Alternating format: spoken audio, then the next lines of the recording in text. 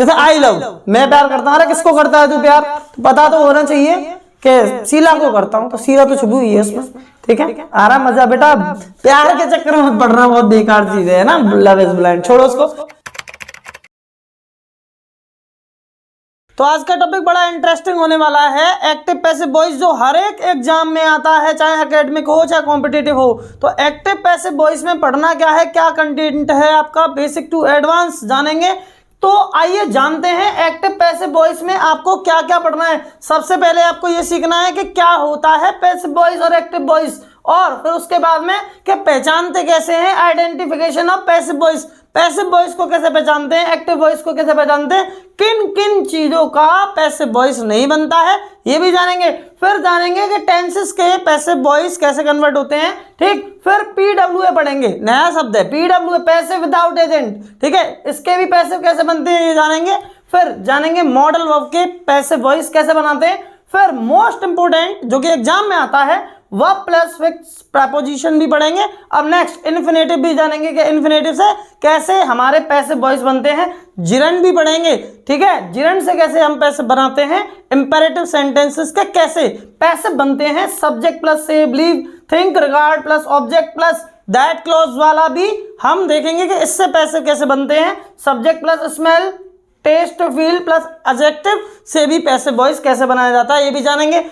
It plus be plus adjective plus infinitive से भी passive voice कैसे बनता है ये भी जानेंगे। और आइए यहाँ there plus be plus infinitive से भी पैसिव कैसे बनाए जाते हैं, और लेट वाले पैसिव हम कैसे कन्वर्ट करते हैं, और हु वाले इंटेरोगेटिव सेंटेंसेस को हम कैसे पैसिव वॉइस में कन्वर्ट करते हैं, होम वाले इंटेरोगेटिव सेंटेंसेस को हम पैसिव वॉइस में कैसे कन्वर्ट करते हैं। ऐसे ही व्हाट वाले इंटेरोगेटिव सेंटेंसेस को हम पैसिव वॉइस में कैसे कन्वर्ट करते हैं। और आपको आइडेंटिफिकेशन तो मैं बता दिया।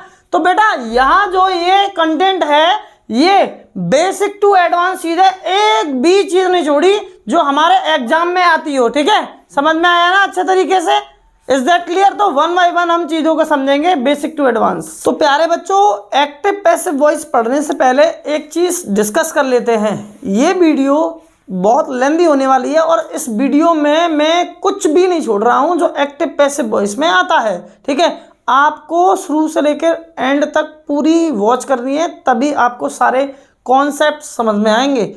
और कॉन्सेप्ट्स मैंने आपको बताया, कंटेंट बहुत हाई लेवल का पढ़ा रहा हूं आपको, चाहे आप किसी कॉम्पिटिटिव एग्जाम की तैयारी कर रहे हो। और एक बार कंटेंट पढ़ के अगर आप क्वेश्चंस अप्लाई करेंगे तो आसानी से किसी भी प्रकार का क्वेश्चन वो हो जाएगा। और आप जानते हैं कि ये एक्टिव पैसिव आते सारे एग्जाम में। चलिए स्टार्ट करते हैं। तो सबसे पहले हमको ये समझना है कि एक्टिव पैसिव वॉइस को हिंदी में क्या कहते हैं, ठीक है। ये कोई हमारे एग्जाम में नहीं आता, लेकिन बेसिक इन्फॉर्मेशन है। अक्सर लोग पूछ लेते हैं हमसे कि एक्टिव वॉइस को क्या कहते हैं हिंदी में और पैसिव वॉइस को क्या कहते हैं। तो एक्टिव वॉइस और पैसिव वॉइस को हम हिंदी में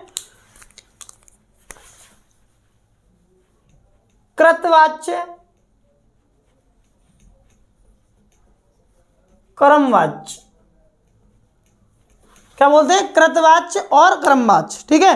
तो यहां पर इसके मीनिंग को समझेंगे। इंग्लिश में क्या होता है, मान लो अगर हमारी कोई वॉइस है, क्या है, वॉइस, मैंने बोला हमारी वॉइस, वॉइस का मतलब क्या होता है। मान लो कोई पर्सन है, कोई व्यक्ति है जिसने कुछ बोला, मान लो कोई पर्सन है उसने कुछ बोला, इसका मतलब उसने मान लो अपनी फीलिंग्स को या अपने आइडियाज को या अपनी ओपिनियन को व्यक्त किया, ठीक है, समझ में आया।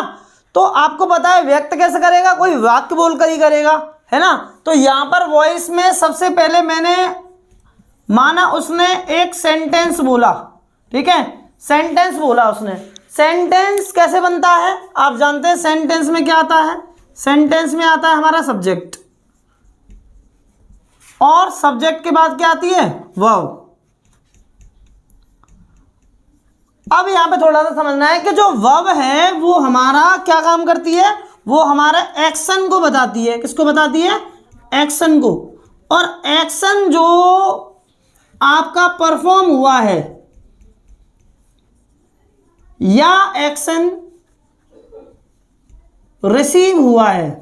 इन दोनों बातों पे ध्यान रखना है कि एक्शन अगर परफॉर्म हुआ है तो वो भी वर्ब बताएगी, एक्शन रिसीव हुआ है वो भी वर्ब बताएगी।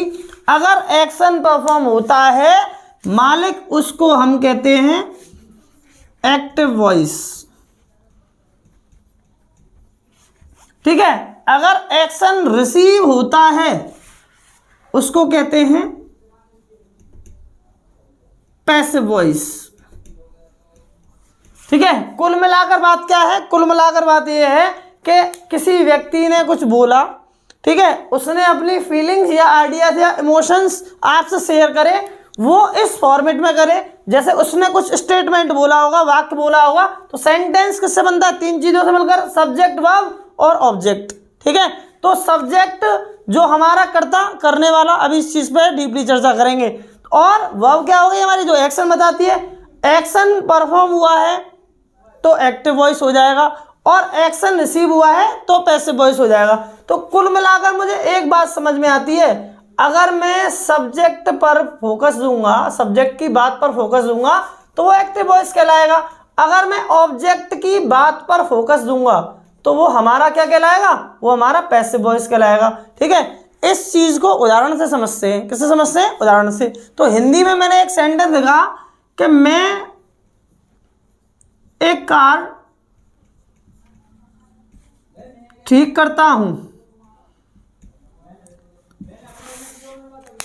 तो दूसरा सेंटेंस लिखा मेरे द्वारा एक कार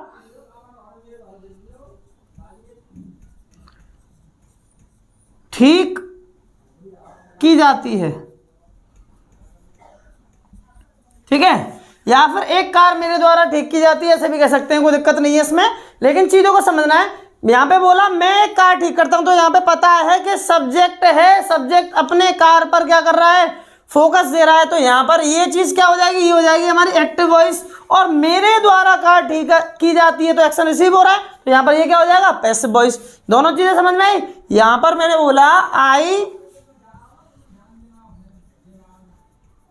रिपेयर ए कार, तो ये तो हो गया आपका एक्टिव वॉइस। यहां बोला ए कार इज रिपेयर्ड बाय मी। ठीक है, तो यहां जहां सेंटेंस सब्जेक्ट पर जोर देता है वहां पर वो एक्टिव वॉइस होता है, और जहां सेंटेंस ऑब्जेक्ट पर जोर देता है वहां वो पैसिव वॉइस होता है। जैसे हिंदी में, जैसे मैं एक पत्र लिखता हूं, क्या है? एक्टिव वॉइस है, और मेरे द्वारा एक पत्र लिखा जाता है, क्या है? पैसिव वॉइस है। ठीक है, सीता एक गाना गाती है, तो सीता एक गाना गाती है क्या हो जाएगा? Active voice. और एक गाना सीता के द्वारा गाया जाता है तो क्या हो जाएगा आपका? Passive voice. क्लियर हुआ? जब यहां एक्शन आपका परफॉर्म होता है तो वो क्या होगा? एक्टिव। मैं बार बार कह रहा हूं आपसे, जो एक्शन रिसीव होता है उसको कहते हैं हम पैसिव वॉइस। तो ये चीज समझ में आई। एक्टिव वॉइस में किस पे फोकस करेंगे? सब्जेक्ट की बात पर। और पैसिव वॉइस में किस पे फोकस करेंगे? ऑब्जेक्ट की बात पर। क्लियर हुआ? मैंने कहा आपसे मुझे कोई रूल्स नहीं आता, कोई नियम नहीं आता, मैंने कोई पॉइंट्स नहीं पढ़ा। ठीक है, मुझे पहचानना है कि एक्टिव कौन सा है, पैसिव कौन सा है। तो मैंने यहाँ आपसे बोला, मान लीजिए यहाँ बता देता हूँ आपको। ठीक है, इधर समझेंगे अच्छे तरीके से कि किसी सेंटेंस में, कोई भी सेंटेंस हो XYZ, इंपेरेटिव हो आपका, ठीक है, चाहे आपका टेंसेस हो, चाहे आपके मॉडल्स हो, सेमी मॉडल हो, है ना, इन्फिनिटिव हो, जिरंड हो, कुछ भी हो यार, तो यहाँ पर पहचानेंगे कैसे कि एक्टिव कौन सा है, पैसिव कौन सा है। मैंने कहा किसी सेंटेंस में यदि बी आता है, क्या आता है? बी। ठीक है, यदि किसी सेंटेंस में बीइंग आता है, यदि किसी सेंटेंस में आपका बीन आता है, 3 चीज ध्यान रखनी है। पहली कौन सी है? यदि किसी वाक्य में क्या आता है? बी। यदि किसी वाक्य में बीइंग आता है, यदि किसी वाक्य में बीन आता है, तो और इन तीनों के अलावा, इन तीनों के अलावा मैं कह रहा हूं कोई मॉडल वर्ब आती है, मॉडल वर्ब आती है, या फिर बी में भी कुछ वर्ब आती है। जैसे बी फॉर्म किसको कहते हैं? इज, आर, एम, वॉज और आपकी वर। ठीक है, अगर इन सभी के बाद में आपको, इन सभी के बाद में यदि मेन वर्ब की थर्ड फॉर्म मिल जाए तो वो सेंटेंस आपका पैसिव वॉइस ही होगा। अगर नहीं है तो वो आपका एक्टिव वॉइस होगा। सिंपल और साधारण बात। अगर हम बात कर रहे हैं आपसे कि टेंसेस, सर जितने भी टेंसेस आपने पढ़े हैं बिल्कुल सारे के सारे एक्टिव वॉइस हैं। समझ में आई एक बात? जितने भी टेंसेस आपने स्टडी किए हैं सारे एक्टिव वॉइस है। ठीक, तो यहां पर देखो सेंटेंस देखते हैं। सेंटेंस में क्या आया है? बी। बी के बाद में मेन वर्ब की कौन सी फॉर्म है? थर्ड। क्या है? पैसिव। समझ में आई बात? मैंने देखा क्या आया? बीइंग। बीइंग के बाद में क्या आया? परचेज्ड। परचेज क्या है? परचेज्ड हमारी मेन वर्ब की कौन सी फॉर्म है? Third form. क्या है सेंटेंस? Passive voice. समझ में आया? मैंने कहा सोल्ड मेन वर्ब की कौन सी फॉर्म है? सेकंड। बी है? नहीं है। बीइंग है? नहीं है। ठीक है, बी, बीइंग और बीन तीनों में से कोई नहीं है। अच्छा, कोई वर्ब है? Is are am? नहीं है। तो ये क्या होगा हमारा? Active voice. ऐसे ही हैज बीन, तो यहां पर क्या आया है? बीन। बीन के बाद में वर्ब चेक करनी है क्या? ये मेन वर्ब की कौन सी फॉर्म? थर्ड। बीन के बाद में मेन वर्ब की कौन सी फॉर्म है? थर्ड। तो क्या होगा? Passive voice. क्लियर हुआ? अगर मैंने कहा आई ड्रॉ अ पिक्चर, तो यहाँ पे ड्रॉ क्या है? मेन वर्ब की कौन सी फॉर्म है? फर्स्ट। तो यहाँ पे बी है? सेंटेंस में नहीं है। बीइंग है? नहीं है। बीन है? नहीं है। इज आर एम है? नहीं है। सेंटेंस क्या है भैया? Active voice. समझ में आया? मैंने कहा Reena has written a letter, तो हैज के बाद में बीन है? नहीं है। नहीं है ना बीन? क्या है? थर्ड फॉर्म है केवल। तो ये क्या होगा? Active voice. क्लियर हुआ? मैंने कहा यहाँ हैड प्लेड, हैड के बाद में बीन है, बी है, बीइंग है, कुछ भी नहीं है। तो ये क्या है? मेन वर्ब की सिर्फ थर्ड फॉर्म। हेड के बाद में तो पास्ट परफेक्ट है, तो क्या है? Active voice. क्लियर हुआ? समझ में आया? कभी नहीं भूलना लाइफ में, अगर किसी सेंटेंस में क्या हो? बी, बीइंग और बीन या मॉडल वर्ब के बाद में लगे हो ये तीनों। ठीक है, समझ में आ रहा है? यानी कि मॉडल वर्ब के बाद में ज्यादातर क्या आता है? बी आता है। क्या आता है? बी। ठीक, और बी हो, is, are, am, was verb के बाद में यदि मेन वर्ब की थर्ड फॉर्म पाई जाती है तो वो सेंटेंस भी क्या होगा आपका? Passive voice. क्लियर हुआ सरकार अच्छे से? ठीक है, तो आपने मीनिंग समझा। मीनिंग के बाद में आपने पहचान समझी कि पहचानते कैसे हैं। तो मैं एक बार फिर बता दूं, किसी सेंटेंस में बी, बीइंग, बीन, तीन याद रखनी है। बी, बीइंग, बीन, ठीक है, उनके बाद में यदि मेन वर्ब की थर्ड फॉर्म पाई जाती है तो वो पैसिव ही होता है। ठीक है, और एक और चीज, बी फॉर्म में क्या आता है? Is, are, am, was verb, यदि उनके बाद भी मेन वर्ब की थर्ड फॉर्म पाई जाती है वो भी क्या होता है? Passive voice. जब पैसिव वॉइस पहचानना आ गया है तो बनाना भी सिखा दूंगा बहुत अच्छे से। ठीक है, नो डाउट। और ऐसा सिखाऊंगा कभी लाइफ में नहीं भूलेंगे आप। तो यहां आपको अब क्या समझना है? नो पैसिव वॉइस पहचानना तो आ गया, लेकिन बनता किसका नहीं है?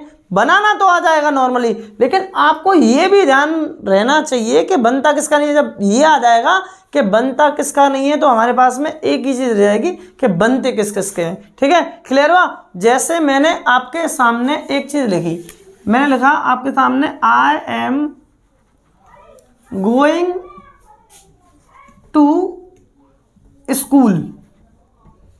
मैंने कहा भैया इस वाक्य का पैसिव बनाओ, है ना भाई? आपने पहचान लिया कि एम आई है, उसके बाद में मेन वर्ब की कौन सी फॉर्म है? थर्ड। पैसिव तो है नहीं है। अगर गौन होती तो मैं मान भी लेता कि हाँ पैसिव में होगा, है ना? तो यहां पर इसका पैसिव बना के दिखाओ। तो पैसिव बनाने के लिए हमको क्या चाहिए होता है? सब्जेक्ट। सब्जेक्ट के बाद में क्या चाहिए होती है? वर्ब। वर्ब के बाद में हमको क्या चाहिए होता है? ऑब्जेक्ट। ठीक है भाई, ये तो चाहिए होते हैं। ठीक है, अब इस सेंटेंस में देखते हैं क्या ऑब्जेक्ट है। तो यहां देखो, यहां ये क्या हो गया? Subject I. ये क्या हो गया? Plural helping verb. और ये क्या हो गया? मेन वर्ब की कौन सी फॉर्म? फोर्थ। इसके बाद में क्या लग रहा है? टू। और टू क्या है? टू है हमारा प्रेपोजिशन। क्या है? प्रेपोजिशन। और स्कूल वैसे क्या है हमारा? नाउन। क्या है? नाउन। तो यहां पर ये नाउन है। क्लियर है? अब यहां मैंने कहा ये जो प्रेपोजिशन और नाउन है दोनों मिलकर एक फ्रेज बनाते हैं। क्या बनाते हैं? फ्रेज। ठीक है, फ्रेज बनाते हैं। और फ्रेज आपकी ऑब्जेक्ट होती नहीं है कभी, है ना? तो यहां पर ये चीज दोनों मिलकर क्वालिफाई करने का काम कर रही है किसको? गोइंग को। और गोइंग क्या है? वर्ब है। जब वर्ब है तो मुझे पता चल गया है, अगर वर्ब है तो वर्ब को क्वालिफाई करने का काम सिर्फ एडवर्ब करती है। कौन करती है? एडवर्ब। तो एडवर्ब करती है तो इसको क्या कहेंगे? स्कूल एक प्लेस है तो इसको कहेंगे adverb of place. Adverb of place. भैया ऑब्जेक्ट सेंटेंस में नहीं है तो पैसिव कहां से बनेगा? तो इस सेंटेंस को कहेंगे नो पैसिव वॉइस। क्या कहेंगे? No passive voice. क्लियर हुआ? अब मैं आपको थोड़ा अच्छे से समझाता हूं। एक तो वर्ब होती है हमारी ट्रांजिटिव, जिसको कहते हैं हम सकर्मक क्रिया।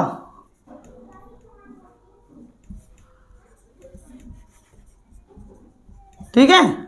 और एक वर्ब होती है हमारी इंट्रांजिटिव।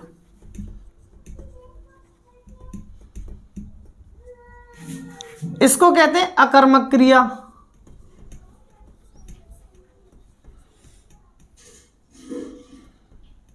ठीक है? सकर्मक क्रिया और अकर्मक क्रिया। ठीक, तो यहां अगर हम बात करें, भाई हिंदी पे मत जाना, हिंदी बहुत ज्यादा कमजोर है मेरी। ठीक है? केवल इंग्लिश पे फोकस करो, अच्छे समझेंगे। ट्रांजिटिव वर्ब वो वर्ब होती है जो अपने साथ में, यानी कि वर्ब होती है जो अपने साथ में ऑब्जेक्ट लेती है, उसको हम ट्रांजिटिव वर्ब कहते हैं। ठीक है? ट्रांजिटिव वर्ब का पैसिव बन जाता है, पैसिव बन जाता है। ट्रांजिटिव वर्ब का क्या बन जाता है? पैसिव, क्योंकि ऑब्जेक्ट लेती है। अब मैंने कहा इंट्रांजिटिव वर्ब ऐसी वर्ब जो अपने साथ में ऑब्जेक्ट मालिक साहब नहीं लेती है। ठीक है? उसका पैसिव नहीं बनता है, नो पैसिव वॉइस। एग्जाम में क्वेश्चन आ जाए, पूछ ले कि आपसे गोइंग कौन सी वर्ब है, दिक्कत होगी कि नहीं होगी? होगी, बिल्कुल होगी, क्योंकि यहां पता ही नहीं है कि ट्रांजिटिव इंट्रांजिटिव होता क्या है बहुतों को। तो यहां पर गोइंग क्या है? गोइंग आपकी इंट्रांजिटिव वर्ब है। कौन सी वर्ब है? इंट्रांजिटिव। आपके super TET, TET, C TET में ऐसे क्वेश्चन पूछे जाते हैं। सीडीएस अक्सर पूछने लग गया है पार्ट्स ऑफ स्पीच को लेकर क्वेश्चन, तो यहां पर बहुत इंपॉर्टेंट क्वेश्चन है। तो यह इंट्रांजिटिव वर्ब कहलाएगी। क्या कहलाएगी? Intransitive verb. तो आपको एक चीज बता दी जाए कि इंट्रांजिटिव वर्ब के पैसिव वॉइस नहीं बनते हैं। पहचानते कैसे हैं सर? कि यदि, नोट कर लो कॉपी में, यदि किसी मेन वर्ब के बाद में कोई प्रेपोजिशन जुड़ के आता है तो वो आपका अदर वर्ड में जाता है, ऑब्जेक्ट नहीं होता। क्या नहीं होता? ऑब्जेक्ट। तो वो ही क्या कहलाएगा आपका? वही वर्ब कहलाएगी इंट्रांजिटिव वर्ब। ठीक है? आपने ये उदाहरण देख लिया और देख लो, मैंने कहा he sits under the tree. मैंने कहा वह पेड़ के नीचे बैठता है। तो यहां पर आपने कहा कि मैंने कहा आपसे इसका पैसे बना दोगे? आपने कहा सर बिल्कुल बना देंगे। अरे भैया बना कैसे देगा, देख तो ले। यहां बोला सब्जेक्ट कैसा है? सिंगुलर। मेन वर्ब की कौन सी फॉर्म है? Fifth form. कैसी होती है? सिंगुलर। अब अंडर क्या है? प्रेपो। ठीक है? और ट्री क्या है आपका? Singular countable noun. Article the. Preposition और नाउन मिलाकर क्या बनती है? फ्रेज। ठीक है? फ्रेज बनती है। तो यहां पर भी इसका पैसिव वॉइस नहीं होगा, क्योंकि ये चीज भी कहलाएगी एडवर्ब ऑफ प्लेस। बैठता कहां है? पेड़ के नीचे। ठीक है? तो यहां ये वर्ब आपसे पूछा मैंने ट्रांजिटिव इंट्रांजिटिव, तो आंसर बताओ फटाफट, कौन सी वर्ब होगी? Transitive intransitive? इंट्रांजिटिव वर्ब होगी, कहलाएगी इंट्रांजिटिव वर्ब। क्या कहलाएगी? Intransitive verb. ऊपर ऊपर से नहीं पढ़ा रहा, बिल्कुल डीपली पढ़ा रहा हूं, बिल्कुल गहराई से। और वीडियो को शुरू से लेकर एंड तक ही देखना, तभी समझ में आएंगी चीजें। हकीकत बात है ये। अगर ये स्किप करना सीख लिया तो कुछ भी समझ में नहीं आएगा, उससे तो देखने ही मत, तो ही बढ़िया है। ठीक है? तो यहां पर समझ लो अच्छे से, पेपर में क्वेश्चन छूट जाए तो गारंटी है इस बात की। यहां ये इंट्रांजिटिव वर्ब कहलाई क्योंकि इसमें ऑब्जेक्ट नहीं है। तो आपको समझ में आया? अब जरा ये समझ लो कि ट्रांजिटिव कौन सी होगी। मैंने कहा आपसे, यही ले लेता हूं, मैंने कहा आई ईट फूड। बड़ा सिंपल एग्जाम्पल है, मैं खाना खाता हूं। तो यहां पर आई क्या हो गया? सब्जेक्ट। और ईट क्या हो गई? मेन वर्ब की कौन सी फॉर्म है? फर्स्ट। ये क्या हो गया? ऑब्जेक्ट। जब ऑब्जेक्ट मिल ही गया है तो आपको समझ में आ गया कि इसका क्या बन जाएगा? Passive voice. क्या बन जाएगा? पैसिव। अरे सर बना के दिखा दो। ये लो, यहां जो एक चीज देखो, पैसिव बनाने का तरीका, जो एक्टिव का ऑब्जेक्ट होता है वो पैसिव का आपका क्या बन जाता है? सब्जेक्ट। और जो सब्जेक्ट होता है वो क्या बन जाता है? ऑब्जेक्ट। तो यहां पर मैंने क्या बोला? फूड। अब ये भी ध्यान रखना है कि जो ऑब्जेक्ट है वो सिंगुलर है या प्लूरल है, काउंटेबल है, अनकाउंटेबल है। तो यहाँ उसके अनुसार ही वर्ब आएगी। तो यहाँ फूड क्या अनकाउंटेबल सिंगुलर होती है तो क्या लगा लेंगे इज, क्या लगा लेंगे इज। ईट की थर्ड फॉर्म क्या होगी ईटन, बाय आई का क्या हो जाएगा ऑब्जेक्ट मी। मी क्यों किया, क्योंकि बाय एक प्रेपोजिशन है और प्रेपोजिशन और वर्ब के बाद प्रोनाउन का या नाउन का ऑब्जेक्टिव के साथ आए। तो आपको पहला पैरामीटर समझ में आया कि ट्रांजिटिव वर्ब के तो बन जाते हैं और इंट्रांजिटिव वर्ब के नहीं बनते हैं। ठीक है, प्यारा सा स्क्रीनशॉट लेंगे, फिर दूसरा इसका बताता हूं कि कहाँ नहीं बनता। चलिए, तो आपने पहला पॉइंट क्या समझा है नो पैसिव वॉइस का, कि अगर ट्रांजिटिव वर्ब है तो उसका पैसिव बन जाएगा। क्यों, क्योंकि वो ऑब्जेक्ट लेती है। और अगर इंट्रांजिटिव है तो उसका पैसिव वॉइस नहीं बनेगा। तो पहचानते कैसे इंट्रांजिटिव को, कि मेन वर्ब के बाद में यदि कोई प्रेपोजिशन आता है तो वो अदर वर्ड बनाता है बेटा। और अदर वर्ड में भी कैटेगरी होती है, जैसे adverb of place, adverb of time, adverb of manner, adverb of frequency, ऐसी कुछ होती है। ठीक है, तो वो आपको धीरे धीरे करके समझ में आएगा। लेकिन मेन चीज क्या है कि ऑब्जेक्ट नहीं बनता मेन वर्ब के बाद में जब प्रेपोजिशन लग जाता है। आइए दूसरा देखते हैं। मैंने कहा आपसे आई हैव ए कार, या मैंने कहा ही वॉज ए डॉक्टर। बना दो पैसिव, बना दो पैसिव। तो यहां पर देखें, मैंने कहा यहां जो आई है वो सब्जेक्ट हो गया। ठीक है, ये पजेसिव वर्ब हो गई, यानी कि ये क्या हो गई, ये मेन वर्ब की कौन सी फॉर्म कहलाएगी फर्स्ट फॉर्म, और ये क्या हो जाएगा ऑब्जेक्ट। भैया यहां तो ऑब्जेक्ट आ रहा है, बना दो। कैसे बनेगा बताओ मुझे, सिखा दो आज। ठीक है, कैसे बनेगा चलो मैं भी देखता हूं। ए कार है बीन बाई मी, है सही है क्या? अरे वेरी गुड बेटा, ऐसे नहीं बनेगा इसका पैसा। ठीक है, मैंने कहा आपसे इसको बना दो। मैंने कहा सब्जेक्ट हो गया, ये मेन वर्ब की कौन सी फॉर्म फिफ्थ फॉर्म, और ये क्या हो जाएगा ऑब्जेक्ट। बना दो। मैंने कहा ए डॉक्टर वॉज बीइंग बाय मी। कितना आसान है बनाना, है ना। अरे भैया इनका भी क्या होगा no passive voice, no passive voice. क्यों क्यों क्यों सर, क्यों नहीं बनेगा? तो यहां पर कुछ बच्चों को तो ये डाउट आ रहा होगा, पता है क्या, कि यार वॉज और हैव चक्कर क्या है, ये तो हेल्पिंग वर्ब है और नीचे मास्टर ने क्या लिख रखा है मेन वर्ब की फिफ्थ फॉर्म, ये क्या लिख रहा है मेन वर्ब की फर्स्ट फॉर्म। अरे यार बड़ा दाया है, यहां पर हेल्पिंग वर्ब को मास्टर मेन वर्ब बता रहा है। यार गलत पढ़ा रहा है मास्टर, बहुत से तो ये कह रहे होंगे। अरे भैया सुनो, यहां पर हमारी हेल्पिंग वर्ब मेन वर्ब की तरह कार्य जब करती है जब उसके बाद में कोई मेन वर्ब ना आए, तो वो ही हेल्पिंग वर्ब मेन वर्ब बन जाती है। क्लियर हुआ? नहीं समझ में आया? दोबारा सुन ले। तो यहां पर हेल्पिंग वर्ब मेन वर्ब का कार्य जब करती है तब उसके बाद में कोई मेन वर्ब ना आए।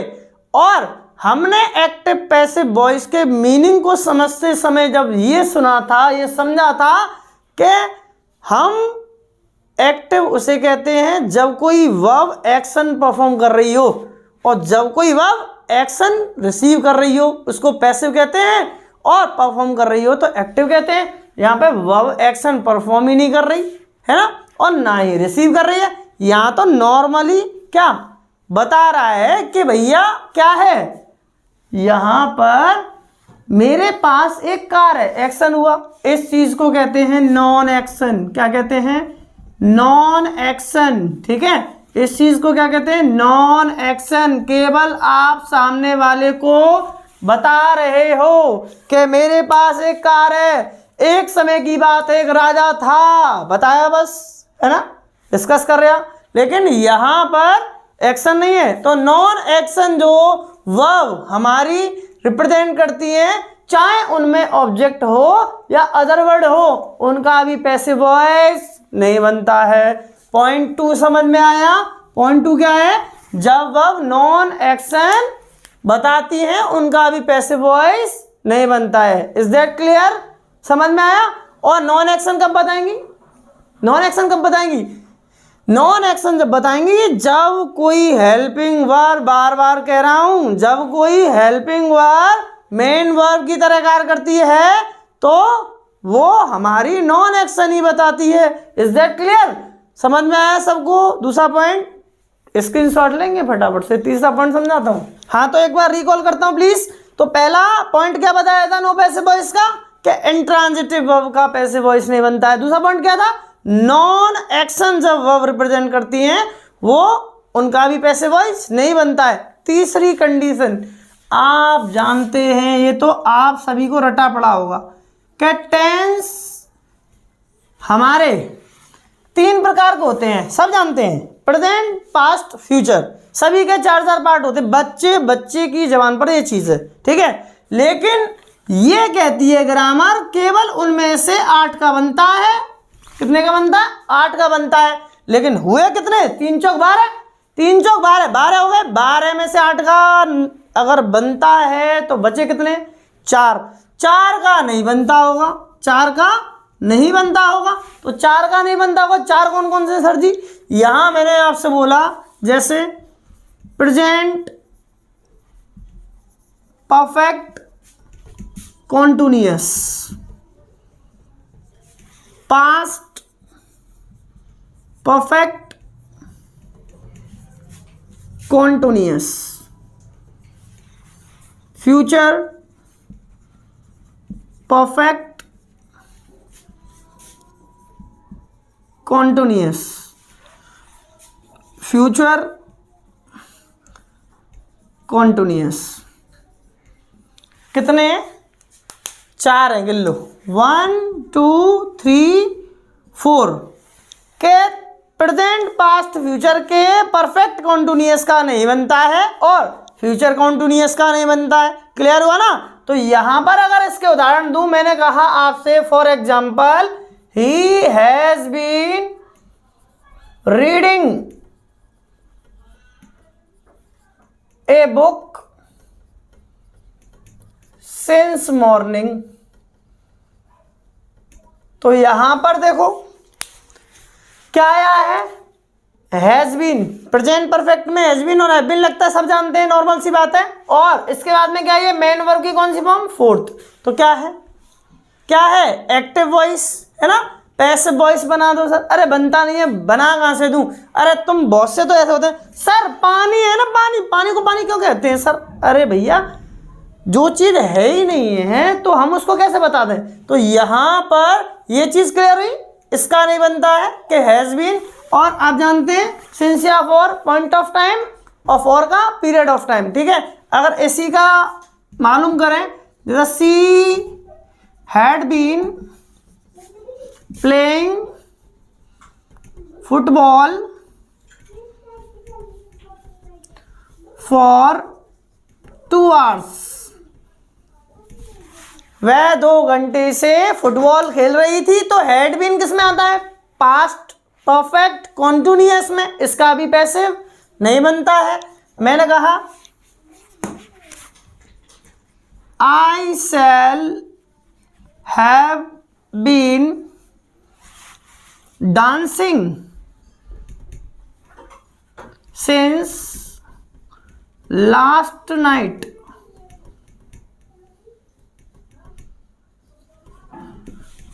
मैं कल रात से नाच रहा हूँगा। तो आपको ध्यान रखना है कि हैज बीन के बाद में यदि मेन वर्ब की फोर्थ फॉर्म आती है, टाइम आता है सिंस या फॉर, तो उसका पैसिव नहीं बनेगा। और दूसरी बात, हैड बीन आती है, हैड बीन किसको रिप्रेजेंट करती है? Past perfect continuous main verb की थर्ड फॉर्म के साथ, यानी फोर्थ फॉर्म के साथ। और ऐसे ही फ्यूचर परफेक्ट कॉन्टिन्यूअस किसको? शैल हैव बीन और will have been main verb की फोर्थ फॉर्म। और यहां मैंने कहा he will be writing a letter, वह एक पत्र लिख रहा होगा। तो यहां बी आ रहा है, बी के साथ क्या है? मेन वर्ब की फोर्थ फॉर्म। तो इसका भी पैसिव बिल्कुल नहीं बनता है। तो ये चीज समझ में आई, नो पैसिव वॉइस। समझ में आया? तो पहला पॉइंट क्या था, एक बार रिवाइज करा देता हूं। इंट्रांजिटिव वर्ब का पैसिव नहीं बनता है। दूसरा पॉइंट क्या था? Non action. नॉन एक्शन जो वर्ब होती है हमारी हेल्पिंग वर्ब मेन वर्ब की तरह काम करती है, ठीक है, नॉन एक्शन रिप्रेजेंट करेगी, उसका भी पैसिव वॉइस नहीं बनेगा। और तीसरी बात क्या है? तीसरी बात, टेंसेस टोटल कितने होते हैं? 12, जिनमें से 8 का बनता है, 4 का नहीं बनता। कौन कौन से हैं? बोर्ड पे सामने, present perfect continuous with example और past perfect continuous with example और future perfect continuous with example. Identification क्या है, बहुत इजी। हैज बीन के साथ मेन वर्ब की कौन सी फॉर्म, फोर्थ फॉर्म। टाइम के लिए सिंस और फॉर सभी में लगता है, सब जानते हैं। सिंस का यूज पॉइंट ऑफ टाइम और फॉर का use period of time, simple है। तो यहां पर क्या लगता है, पास्ट में हैड बीन और फ्यूचर में शैल हैव बीन। तो आई थिंक आपको अच्छे तरीके से समझ में आया। और चौथा क्या है, फ्यूचर कॉन्टिन्यूअस। फ्यूचर कॉन्टिन्यूअस में विल बी शैल बी, तो यहां पर क्या लग जाएगा, मेन वर्ब की फोर्थ फॉर्म। तो क्या होगा, नो पैसिव वॉइस। क्लियर हुआ सबको अच्छे से, ठीक है बेटा। रुके रहना, मजा आ जाएगा, लाइव बन जाएगी। वीडियो तो लेंदी बन रही है, लेकिन पूरे यूट्यूब पर मुझे सर्च करके दिखा देना ऐसा कंटेंट अगर आपको मिल जाए। मैं पढ़ा रहा हूँ बेसिक से बिल्कुल जीरो से और एडवांस तक पढ़ाऊंगा। ऐसे ऐसे पैसे बनवाऊंगा तुमने देखे भी नहीं होंगे, ठीक है। लेकिन वीडियो पूरी देखना अगर कुछ सीखना है तो, ठीक है। स्क्रीनशॉट लो। तो आपने एक्टिव पैसिव वॉइस का मीनिंग समझा, उसके बाद में आपने पहचान समझी, उसके बाद में क्या समझा आपने, उसके बाद में नो पैसिव वॉइस भी समझा, किस किस कैटेगरी से नो पैसिव वॉइस होता है। तो अब यहाँ पर कन्वर्जन पे आते हैं कि सीधे किन वाक्यों का एक्टिव से पैसिव बनाते हैं। जैसे पहले टेंसेस को छेड़ेंगे, उसमें ही PWA को भी कंटेन करेंगे, पैसिव विदाउट एजेंट को सी में ही कर लेंगे, ठीक है। तो लेकिन मैं नॉर्मली एक क्वेश्चन पूछना चाहता हूं कि एक्टिव को पैसिव बनाने की जो बेसिक फॉर्मूला है वो क्या है, कि जो एक्टिव का सब्जेक्ट होता है, देखो मैं बता देता हूं। जैसे कोई सेंटेंस हम लिखेंगे, मान लो 3 चीज़ों से मिलकर बनेगा, सब्जेक्ट वर्ब और ऑब्जेक्ट, है कि नहीं, आप सभी जानते हैं, ये तो मुझे बताने की जरूरत नहीं है, ठीक है। और ऑब्जेक्ट होगा ही होगा, ठीक है, और नहीं होगा तो उसको भी समझाएंगे कि कैसे बनाते हैं, उसके कैसे। और एक तो दे रखा होता है, किसी किसी सेंटेंस में छुपा रखा होता है।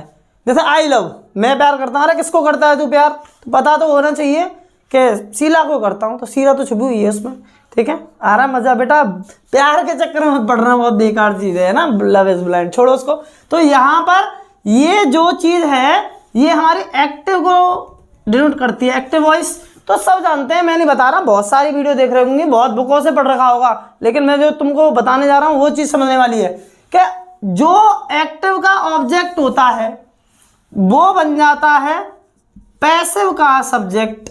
समझ में आई बात, नहीं समझ में आई, कि जो एक्टिव का ऑब्जेक्ट होता है वो पैसिव का बन जाता है सब्जेक्ट, और जो सब्जेक्ट होता है वो बन जाता है ऑब्जेक्ट, उल्टा हो गया, ठीक है।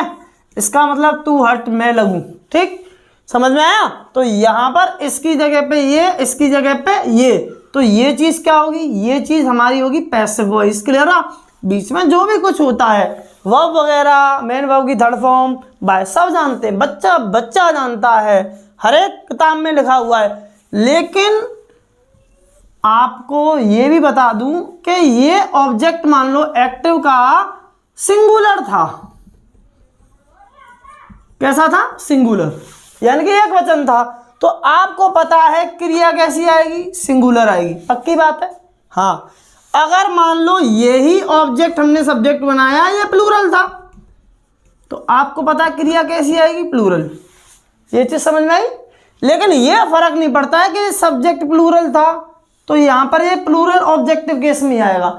लेकिन कुछ महानुभाव ऐसे भी होंगे जिनको यही पता नहीं होगा कि क्या सब्जेक्ट में आता है, सब्जेक्ट होता क्या है, बस उनसे ये कह दो he she it I we you they, बस हाँ कह देंगे सब्जेक्ट होते हैं। सही कह रहा हूं ना, राम श्याम सीता ये सब, ठीक।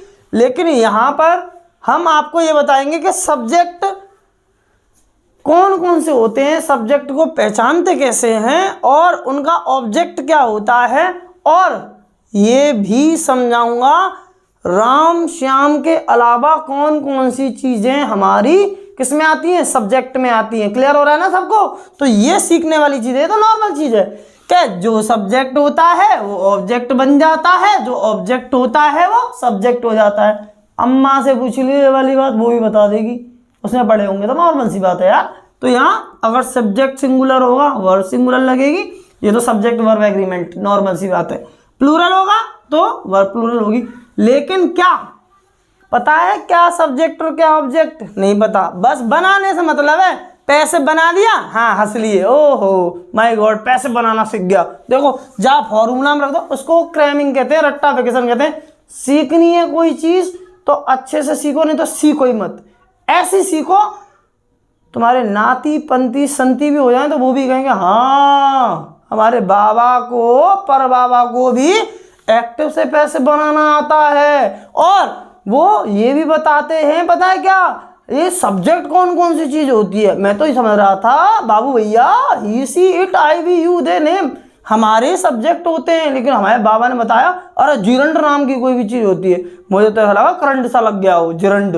अच्छा तो अब ऐसे ही आपको मैं समझा देता हूं, देखो बड़े प्यार से। तो यहां पर फिर कह रहा हूं वीडियो स्केप करेगा तो तेरा पूरा स्केप हो जाएगा, सत्यानाश हो जाएगा। एक्टिव पैसिव वॉइस वही खत्म है जहां वीडियो रुक गई, समझ में आ रहा है। तो पूरा देखना है अगर समझना है तो, और नहीं देखना है तो बिल्कुल ही अनसब्सक्राइब कर दियो, कोई दिक्कत नहीं है, ठीक है। तो यहां देखो बोर्ड पे, अगर मजा आ रहा हो तो बताना, अगर सीखने के लिए मिल रहा हो आपको अच्छे तरीके से, हवाबाजी नहीं करता, मेहनत करता हूं और मेहनत करके ही आप लोगों को सिखाता हूं बहुत अच्छे से, ठीक है। तो यहां पर क्या है, सब्जेक्ट को क्या कहते हैं, कर्ता। ये जो बना है दो चीजों से मिलकर बना है, कितने चीजों से, दो चीजों से, सब प्लस जेक्ट, सब प्लस जेक्ट। तो सब का मतलब क्या होता है समझाओ। सब का मतलब होता है हमारा संबंध,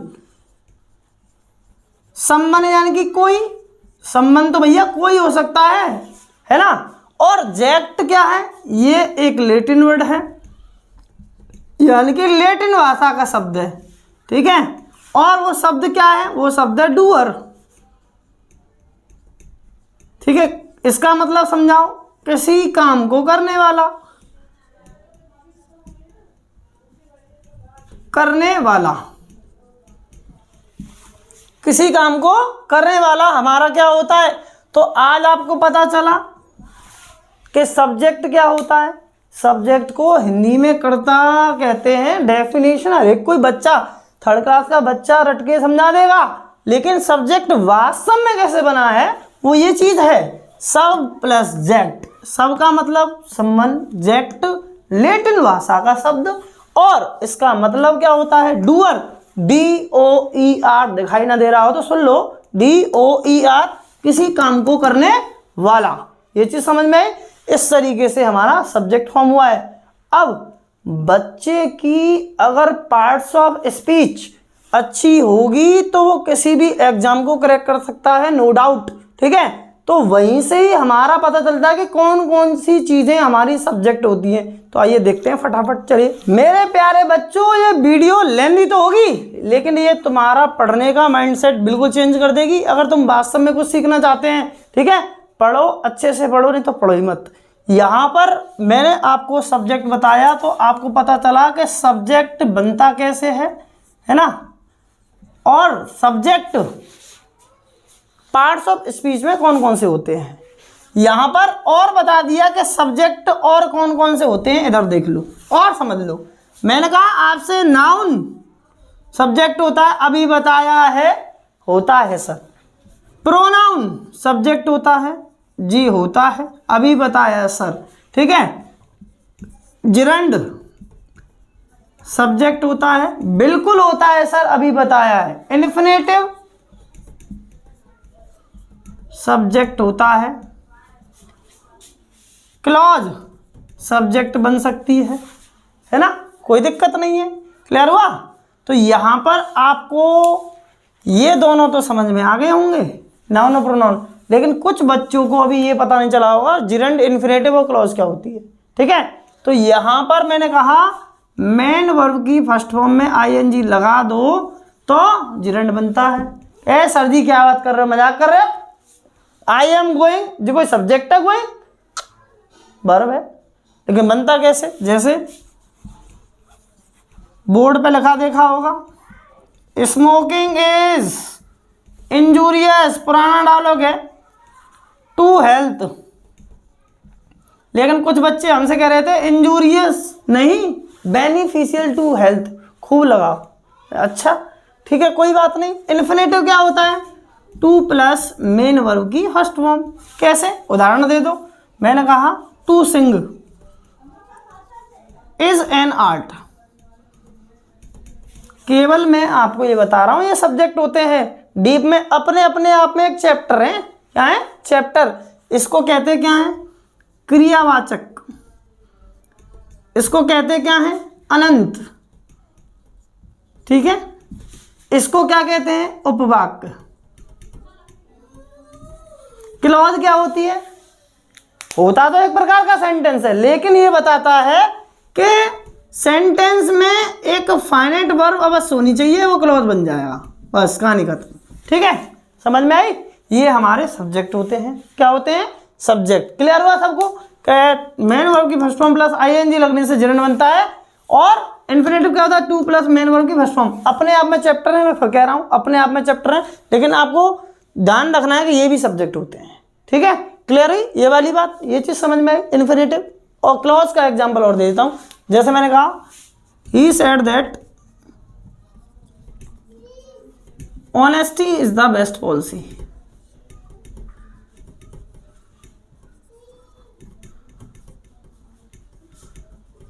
सर जी इनको पैसे बन जाएगा फिर तो? हाँ बिल्कुल बन जाएगा, बनाओ चाहेंगे तो, कोई दिक्कत नहीं है इसमें।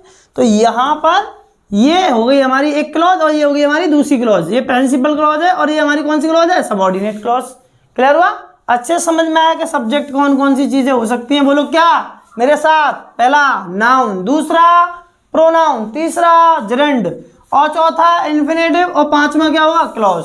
समझ में आया अच्छे तरीके से? तो आइए सीखते हैं। अब मैंने आपको बेसिक बता दिया है कि सब्जेक्ट कौन कौन से होते हैं। तो यहाँ पर आपको टेंसेस के जो टेंसेस हैं हमारे, उनके एक्टिव से पैसिव कैसे बनाते हैं उनको सीखेंगे।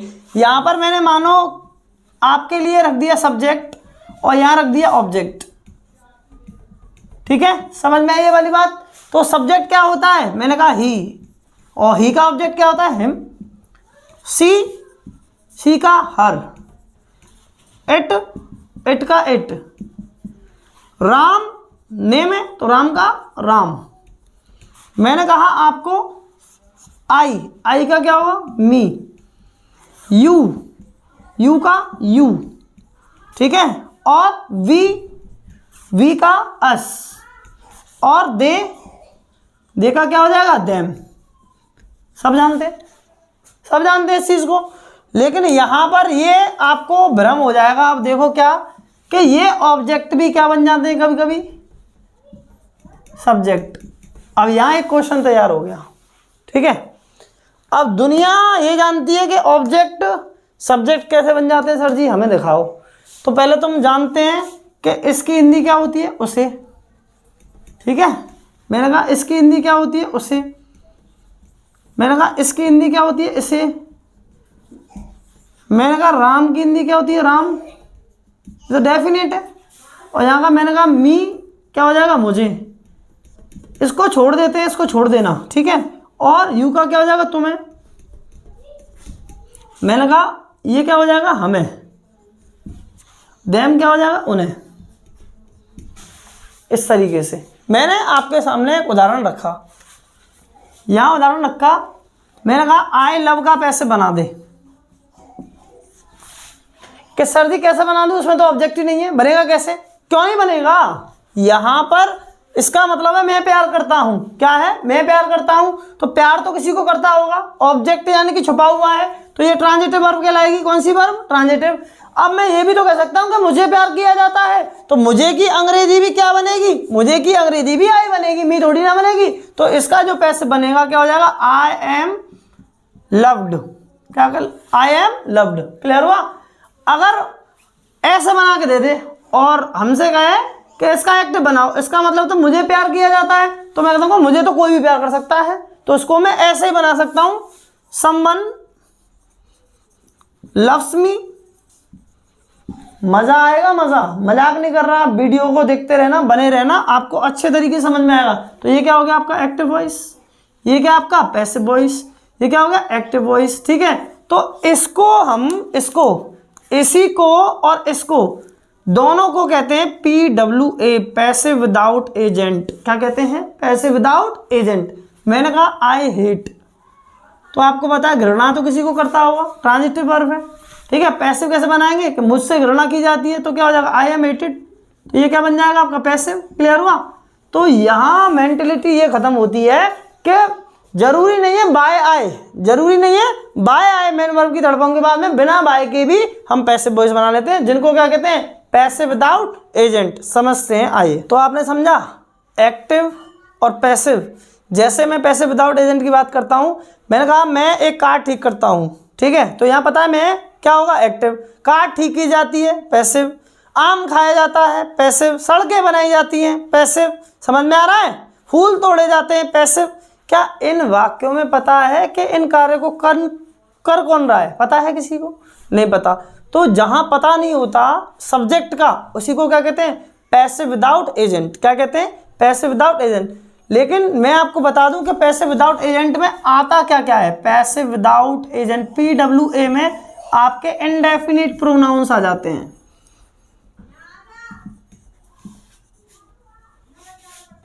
इंडेफिनिट प्रोनाउंस, ठीक है, इंडेफिनिट प्रोनाउंस आ जाते हैं। टेंसेस के साथ में लेके चलूंगा, लेकिन समझ लो, ठीक है। इंडेफिनिट प्रोनाउन में क्या आ जाएगा, मैंने कहा इसमें आ जाएगा someone, no one, everyone,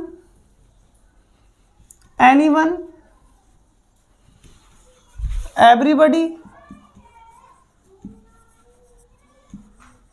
nobody, somebody,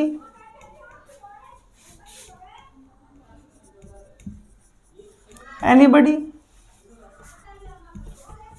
all, each, a few, the few, little, etcetera. समझ में आ जाएगा आपको, ठीक है। इनके अलावा और क्या आते हैं पैसिव विदाउट एजेंट में, जैसे पुलिस, पब्लिक, पीजेंट्री, इन्फेंट्री,